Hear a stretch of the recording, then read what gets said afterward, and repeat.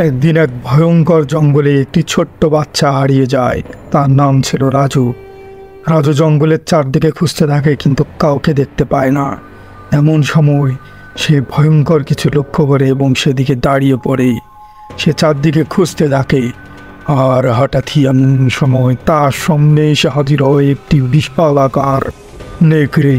আর সেই নেকড়েটি রাজুর দিকে ঝাঁপিয়ে পড়তে চায়। এমন সময় রাজু পালাতে চেষ্টা করে, কিন্তু কিছুতেই সেই নেকড়েটি তাকে পালাতে দেয় না। সে রাজুর পিছনে লেগেই থাকে। রাজুও তার জীবন দিয়ে চেষ্টা করতে থাকে সেখান থেকে পালানোর, কিন্তু নেকড়েটি তার সামনে এসে গর্জন করতে থাকে। রাজু ভয়ে ভয়ে শিউরে ওঠে। যখনই নেকড়েটি তাকে খেতেই যাবে, এমন সময় সেখানে দুটি ভালুক চলে আসে, ভালুকের বাচ্চা সহ। সেই নেকড়েটির তার পিঠি রোধ করার চেষ্টা করে। ভালুকটি সেই নেকড়ের সামনে এসে দাঁড়ায়, কিন্তু তখনই দুইজনের মধ্যে শুরু হয়ে যায় এক বিশাল রকমের ফাইট। নেকড়ে এবং ভালুক দুইজনের দিকে তেড়ে আসতে আরম্ভ করে। আর এমন সময় তারা দুইজন মুখোমুখি হয়ে যায় এবং গর্জনে পুরো বন কেঁপে ওঠে। ভালুকটি চেয়েছিল রাজুকে বাঁচাতে। ভালুক আর নেকড়ের এই যুদ্ধ সমস্ত প্রাণী দেখতে থাকে। কি এক ভয়ঙ্কর যুদ্ধ! এই যুদ্ধে কে শেষ হবে কোনো কিছুই বোঝা যাচ্ছিল না। শেষ পর্যন্ত রাজু একটি হাতে লাঠি নিয়ে সেই নেকড়েটির কাছে ধেরে যায় এবং সেই নেকড়েটির গলার মধ্যে সেই লাঠিটি দিয়ে আঘাত করে, এবং নেকড়েটি শেষ পর্যন্ত সেখান থেকে ভয়ে পালিয়ে যায়।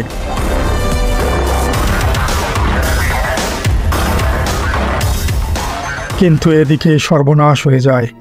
সেই বড় ভালুকটি আহত অবস্থায় মাটিতে লুটিয়ে পড়ে। সে অনেক বড় জখম হয়ে যায়। ভালুকের বাচ্চা এবং রাজু ভালুকটিকে অনেক ওঠানোর চেষ্টা করে, কিন্তু তারা বুঝে যায় যে সে আর বেঁচে থাকবে না। এমন করে রাজু বাচ্চা ভালুকটিকে বুঝাতে থাকে যে তার মা আর নেই। তারা সবাই কাঁদতে থাকে। রাজুকে বাঁচাতে এসে ভালুক তার জীবন দিয়ে দিয়েছে। তাই রাজুও ভালুকটির প্রতি কৃতজ্ঞতা প্রকাশ করে এবং ভালুকের সেই ছোট্ট বাচ্চাকে নিয়ে সে একসাথে বাঁচার আগ্রহ প্রকাশ করে, এবং তারা বনের মধ্যে দুইজন হাঁটতে থাকে। তারা কোথায় যাবে কেউ বুঝতে পারছিল না। এমন ভয়ঙ্কর বন জঙ্গলে তারা কোথায় যাবে? এভাবেই রাজু আর সেই ছোট্ট ভালুক ছানায় একসাথে জঙ্গলে বাঁচার জন্য বিভিন্ন ধরনের প্রশিক্ষণ নিতে থাকে। তীর চালানো, কিভাবে করে জঙ্গল থেকে খাবার সংগ্রহ করতে হয়, তারা দুইজন তা শিখতে থাকে এবং ধীরে ধীরে তারা দুজনে বড় হয়ে ওঠে এবং তারা আগের থেকে অনেক বেশি শক্তিশালী এবং অনেক বেশি দ্রুত হয়ে ওঠে। তারা প্রতিশোধ নেবার জন্য একদম প্রস্তুত হয়ে ওঠে। তাদের আগের ঘটনা তাদেরকে মর্মাহত করে। এর মধ্যেই দেখতে দেখতেই তারা বিশাল বড় শক্তিশালীতে রূপান্তরিত হয়, এবং একদিন হঠাৎ সেই জঙ্গলে আবার তারা ঘুরতে ঘুরতেই এক ভয়ঙ্কর গর্জন শুনতে পায়, এবং তারা বুঝতে পারে যে আশেপাশে আবার সেই নেকড়েটি চলে এসেছে। সত্যি সত্যি নেকড়েটি কিছুক্ষণ পরই রাজুদের সামনে চলে আসে, এবং রাজুরাও ভয়ে কাঁপতে থাকে। কিন্তু এবার রাজুরা ছিল প্রস্তুত। তারা আগের থেকেই এই সাথে যুদ্ধ করার জন্য প্রস্তুতি নিয়ে এসেছে। এবার যখনই সেই নেকড়েটি রাজুদের উপর আক্রমণ করে, তখনই ভালুক সহ রাজুও সেই নেকড়ের উপরে ঝাঁপিয়ে পড়ে।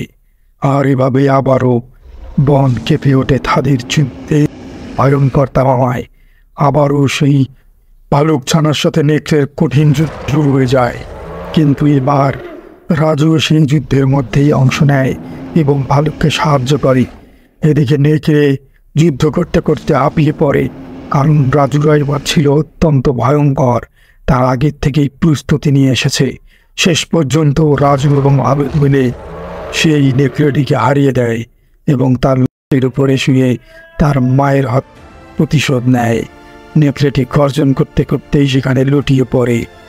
এভাবে বনের মধ্যে তারা আবার নিজেদের সাহসের পরিচয় দিয়ে বনকে রক্ষা করে, এবং রাজু এবং সেই ভালুক একসাথে সেই বনের রাজা হিসেবে বনকে শাসন করতে থাকে। এবং তারা এই বনকে সেই নেকড়ের হাত থেকে রক্ষা করে পুরো বনকে তারা বাঁচিয়েছে। এভাবেই তারা দুইজন বনের মধ্যে শান্তিতে এবং শৃঙ্খলার মধ্যে বসবাস করতে আরম্ভ করে।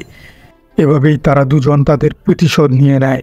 বন্ধুরা, গল্পটি ভালো লাগলে চ্যানেলটিকে লাইক, কমেন্ট এবং সাবস্ক্রাইব করতে ভুলো না। এমন গল্প পেতে সাথেই থাকো।